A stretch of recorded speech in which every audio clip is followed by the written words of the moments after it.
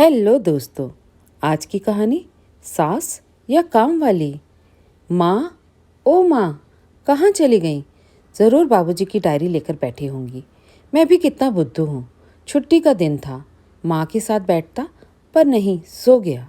साल भर हो गया बाबूजी को गए हुए, और माँ न जाने उस डायरी को कितनी बार पढ़ चुकी हैं। फिर भी उसे सीने से लगाए रखती हैं, मानो उसमें बाबूजी के होने का एहसास मिलता है। अरे माँ, आप बाहर से आ रही हैं, और ये क्या, आप तो ऊपर से नीचे तक पसीने से भीग गई हैं। इस चिलचिलाती लू वाली दोपहरी में बाहर निकलने की ज़रूरत क्या थी? आइए, आप यहाँ बैठिए। रोहन अपनी माँ आशा जी से कहता है। आशा जी के मुंह से आवाज़ नहीं निकल रही थी। उन्होंने एक पॉलिथीन रोहन को देते हुए कहा, बेटा, बहू से कह दो मैं नींबू ले आई हूँ। मेरे लाल, मुझे पानी पिला दे, वरना ऐसा ना हो कि तेरी माँ के प्राण निकल जाएं। कहते कहते आशा जी की सांस उखड़ने लगी। रोहन भाग कर गया और एक गिलास पानी लेकर माँ को पिलाया। तब जाकर उन्हें सांस में सांस आई। रोहन बोला, क्या ज़रूरत थी इतनी धूप में नींबू और पुदीना लाने की? और क्या आपको पायल ने कहा था ये नींबू और पुदीना लाने के लिए? रुकिए, मैं अभी पूछता हूँ। इतना कहकर रोहन जोर जोर से चिल्लाया, पायल, कहाँ हो? बाहर आओ। रोहन बहुत शांत स्वभाव का व्यक्ति था। उसकी तेज़ आवाज़ सुनकर पायल अपने कमरे से भागी भागी आई।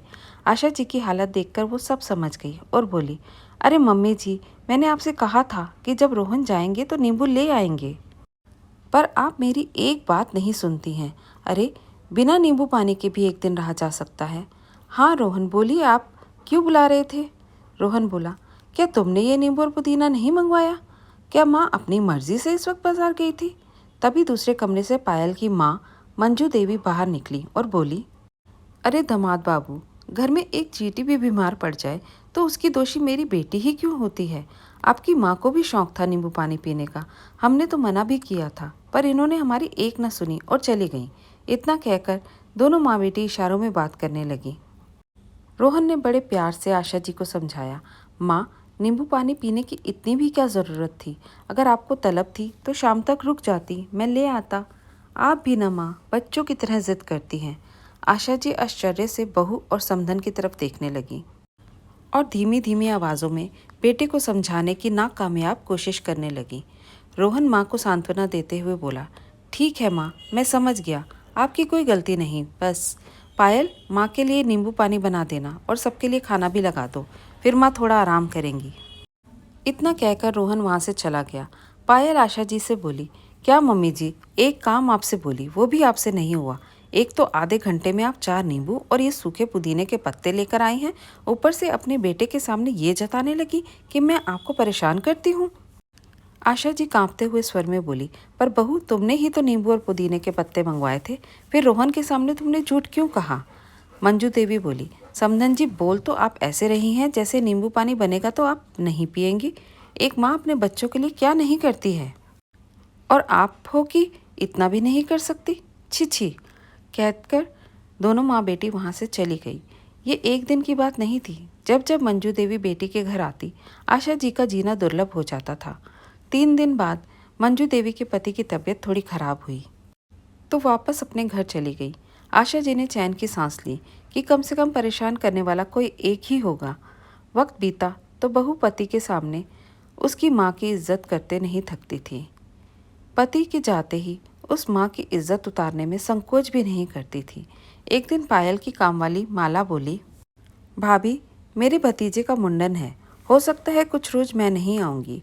पायल बोली, ये क्या कह रही हो? घर के काम कौन करेगा? क्या झाड़ू पोछा और बर्तन मैं करूँगी? मेरे नाखून नहीं खराब हो जाएंगे? और तुम लोगों के पास खाने के पैसे नहीं होते और मुंडन और त्योहार मनाती हो, दिमाग तो सही जगह पर है। माला बोली, भाभी, अगर हम त्योहार मनाते हैं तो कौन सा पैसे आपसे मांगते हैं? अरे मेहनत करते हैं तभी तो खाते और त्योहार मनाते हैं। और क्या अमीर लोगों के ही बच्चों के जन्मदिन और मुंडन कर सकते हैं? हम गरीब लोगों की भावनाएं कोई मायने नहीं रखती। अगर आपको ज़्यादा दिक्कत है तो कोई और काम वाली रख लेना, फालतू की बातें मुझे मत सुनाना, मैं तो कल से नहीं आऊँगी। इतना कहकर माला बचे हुए काम करने लगी और पायल गुस्से में अपने कमरे में चली गई। आशा जी ने उन दोनों की सारी बातें सुनी और एक गिलास ठंडा पानी माला को देते हुए बोली, माला, बहुत थक गई होगी, इसे पी ले बेटा। माला बोली, अम्मा जी, एक आप ही हैं इस घर में जो गरीब को भी इंसान समझती हैं। आपको देखकर मैं आती हूँ, वरना इस घर में काम करने का बिल्कुल भी जी नहीं करता। आशा जी बोली, बेटा तुमसे एक विनती करूँगी, जितनी जल्दी हो सके अपने भतीजे का मुंडन निपटाकर आ जाना, वरना तुम तो जानती ही हो घर के सारे काम मुझे करने पड़ेंगे। बहू अपनी सास को सोचती नहीं है। तुम अगर मुझे अपनी माँ समान समझती हो, जल्दी आने की कोशिश करना। इतना कहकर आशा जी अपने आंसुओं को पोंछने लगी। माला उन्हें देखकर सोचती है, ईश्वर क्यों ऐसी जिंदगी देते हो जहाँ पैसे कमाने वाले बच्चे तो होते हैं, पर माँ की कद्र करने वाली बहू नहीं होती है। जिसके पास सास नहीं होती है वो सास के लिए रोती है, और जिसके घर में सास है वो उनकी इज्जत नहीं करती। अगले दिन सुबह आशा जी अपने वक्त पर जग गई। स्नान ध्यान करके भगवान को अगरबत्ती दिखाकर बाहर बरामदे में आकर बैठ गई। बेटा सुबह जगा और बोला, माँ इतनी जल्दी जग गई? एक तुम हो, एक तुम्हारी बहू है। चलो ठीक है, मैं सैर करके आता हूँ। रोहन के निकलते ही पायल आई और बोली, मम्मी जी आप यहाँ बैठी हैं? आपको पता है ना माला नहीं आएगी। फटाफट इनके नाश्ते की तैयारी कीजिए, तब तक मैं बबलू को जगाती हूँ।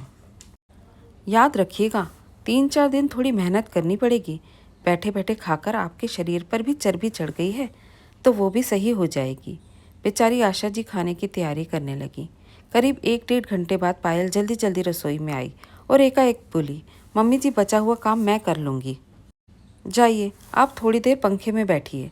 आशा जी को आश्चर्य हुआ कि आखिर बहू उन्हें आराम करने कैसे बोल रही है। जैसे ही वो रसोई से निकली, उन्होंने देखा रोहन बाहर से आ रहा था। वो सब समझ गई कि इसी कारण बहू ने उन्हें रसोई से बाहर भेज दिया। पत्नी को रसोई में काम करते देख रोहन बोला, क्या बात है, आज तो तुम रसोई में लगी हो?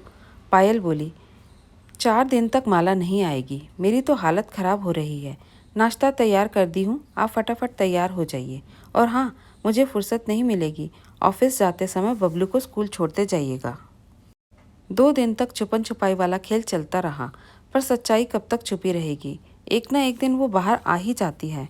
पायल ने अपनी कुछ सहेलियों को अपने घर चाय नाश्ते के लिए बुलाया और आशा जी से बोली, मम्मी जी पनीर के पकोड़े, चाय और थोड़ा हलवा बना दीजिए, और थोड़ा ज़्यादा बनाइएगा ताकि रात में ये भी आकर खा लेंगे। आशा जी बोली, बहू मेरी तबीयत ठीक नहीं लग रही है, मैं नहीं कर पाऊँगी। 2 दिन बाद माला आ जाए तब तुम अपनी सहेलियों को बुला लेना। पायल ने कहा, मम्मी जी ये कैसी बातें कर रही हैं, मैं सबको न्योता दे चुकी हूँ, और आपको पता है उनमें से एक आपके बेटे के बॉस की पत्नी है। अगर वो नाराज़ हो गई तो आपके बेटे को नौकरी से निकलवा देंगी। ये बात सुनते ही आशा जी चौकन्ना हो गई और बोली, ठीक है बहू मैं कर दूंगी, पर पता नहीं मेरी तबीयत ठीक नहीं लग रही है। पायल निर्दयता से बोली, अरे कुछ नहीं होगा आपको, काम कीजिए। इतना कहकर वो चली गई। इधर इन सब की खबर पायल की ने अपनी माँ को हंसते हुए दी और उन्हें भी आने का न्योता दे दिया।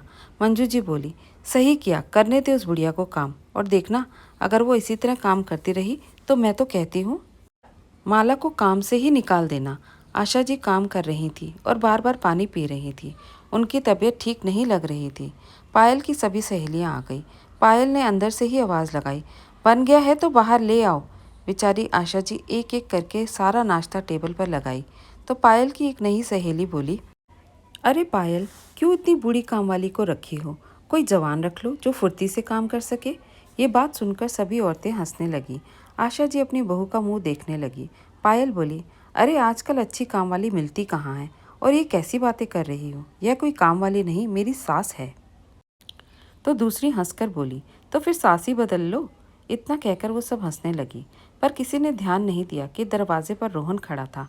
अचानक आशा जी हिचकिचाते हुए बोली, बहू वो रोहन वो। पायल बोली, मम्मी जी अपने बेटे का नाम लेकर मुझे डराओ मत, वैसे भी उनके आने का भी समय नहीं हुआ है। जब तक वो आएंगे तब तक ये सब चली जाएंगी और ये सारे तामझाम मैं समेट दूंगी, उन्हें पता भी नहीं चलेगा। तभी रोहन की आवाज़ आई, पर पायल मुझे तो पता चल गया, मैं तो सब अपनी आंखों से देख रहा हूँ। अचानक पायल ने मुड़कर देखा तो दरवाजे पर रोहन लाल आंख लिए खड़ा हुआ था। वो बोली, रोहन आप अचानक कैसे आ गए, आपने आने की खबर भी नहीं दी। रोहन बोला, वो तो अच्छा हुआ मैं अचानक आ गया, वरना तुम्हारा असली रूप कैसे देखता। सुबह जब मैं दफ्तर जा रहा था तो माँ की तबीयत मुझे ठीक नहीं लगी। यही सोचकर मैंने आधे दिन की छुट्टी ले ली कि तुम अकेली घर पर माँ को कैसे संभालोगी। पर यहाँ तो कुछ और ही चल रहा है। तभी पीछे से मंजू देवी, जो कि उसी शहर में रहती थी, वो बोलते हुए अंदर आई। अरे क्या क्या बनाया है तुम्हारी सास ने, और तुम किट्टी पार्टी कहीं ख़त्म तो नहीं हो गई? पायल ने माँ को आंखें दिखाकर रोहन की तरफ इशारा किया। रोहन बोला, आइए आइए, आपकी ही कमी थी मेरे घर संसार में आग लगाने में। आपने भी कोई कमी नहीं छोड़ी। पायल रोहन से बोली, आप सबके सामने मेरी माँ से किस तरह बात कर रहे हैं? रोहन ने जोर का थप्पड़ पायल को लगाया और बोले, तुम सबके सामने मेरी माँ को नौकरानी साबित कर सकती हो और मैं तुम्हारी माँ को कुछ कह भी नहीं सकता। इतना कहकर रोहन ने हाथ जोड़कर सभी औरतों से कहा, आप सबसे विनती है, आप अपने अपने घर जाइए और अपने घर को संभालिए। सभी औरतें मुंह बनाकर वहाँ से चली गई। आशा जी रोहन का हाथ पकड़कर बोली, बेटा, पत्नी पर हाथ नहीं उठाना चाहिए। रोहन रोते हुए अपनी माँ के पैरों में गिर गया और बोला, माँ, मैं जानता हूँ आपने मुझे ऐसे संस्कार नहीं दिए, पर इस औरत ने मुझे ये करने पर मजबूर किया। मुझे माफ़ कर दीजिए। मंजू देवी बोली, वाह समदन जी, पहले बेटे को भड़काती हो और फिर उसे रोकती हो। रोहन अपनी सास की तरफ लपका और बोला, आप अपना मुंह बंद कीजिए, वरना मैं भूल जाऊंगा कि आप मेरी माँ की उम्र की है और अपना घर तो संभाल नहीं सकी, मेरे घर को भी आप बर्बाद कर रही हैं। अगर आप इतनी ही अच्छी होती तो आपका बेटा बहू आपको छोड़कर दूसरे घर में नहीं रहते। अरे कुछ तो शर्म कीजिए। माँ अपनी बेटी का घर बसाती है और आप हैं कि उस बसे बसाए घर को उजाड़ने में लगे हैं। अब मैं समझा, मेरी माँ को उस दिन नींबू के लिए भरी दोपहरी में आप दोनों माँ बेटी ने ही भेजा था।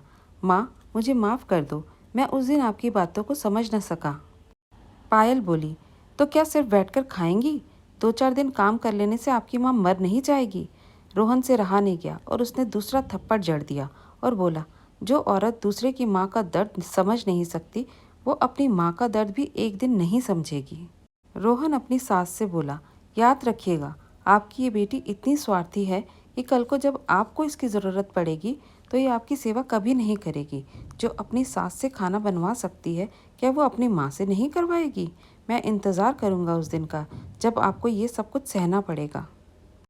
अभी फ़िलहाल आप मेरे घर से जाइए और अगर बेटी के बिना मन ना लगे तो इसे भी ले जाइए। मैं अपनी माँ के साथ रह लूँगा। इतना कहकर रोहन अपनी माँ को लेकर कमरे में चला गया। मंजू देवी को ना चाहते हुए भी खाली हाथ वापस लौटना पड़ा।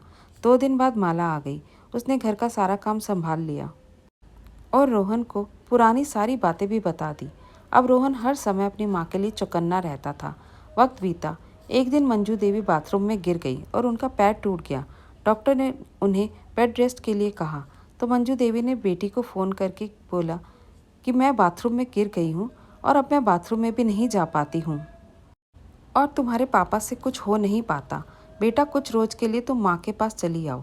पायल ने कहा, मम्मी, मैंने आज तक अपने बच्चे की सूसू पोटी साफ़ नहीं की है। वो मेरी सास करती थी, फिर मैं आपकी कैसे कर सकती हूँ? बेहतर होगा अपनी बहू को बुला लो या किसी काम वाली को रख लो। मुझसे उम्मीद मत रखना कि मैं ये सब करूँगी। मंजू देवी बोली, हे भगवान, सही कहा था दामाद जी ने, तुम बहुत स्वार्थी हो। अरे अभी तक मैं हूँ जो उनकी माँ के खिलाफ तुम्हारा साथ देती रही। जो दूसरे की माँ का दर्द ना समझे, उसे अपनी माँ का दर्द कैसे समझ में आएगा? याद रखो, जैसा करोगी वैसा ही भरोगी, जैसा मैं भुगत रही हूँ। देख लेना, कल को तुम्हारी बहू भी आएगी और तुम्हारे साथ भी यही करेगी। इतना कहकर गुस्से में मंजू देवी ने फ़ोन रख दिया। रोहन सारी बातें सुन लिया और बोला, जो हुआ सो हुआ, पर अगर तुमने मेरी माँ के साथ गलत व्यवहार किया तो मैं तुम्हें तलाक दे दूंगा। और याद रखो, अब तो तुम्हारी माँ भी तुम्हारा सहारा नहीं देगी। शांति से घर में जीना चाहती हो तो अपनी सास का सम्मान करो और अपने बेटे को अच्छे संस्कार दो ताकि ये सब तुम्हारे साथ ना हो सके। वो दिन था और आज का दिन पायल ने हिम्मत नहीं की कि आशा जी से ऊंची आवाज़ में बात कर सके। धन्यवाद दोस्तों। कभी कभी सीधे रास्ते पर लाने के लिए कुछ लोगों को सबक सिखाना ही पड़ता है। कैसी लगी आपको आज की ये कहानी? पसंद आई तो लाइक और शेयर ज़रूर कीजिए। नए हैं तो चैनल को सब्सक्राइब करना बिल्कुल भी मत भूलिए।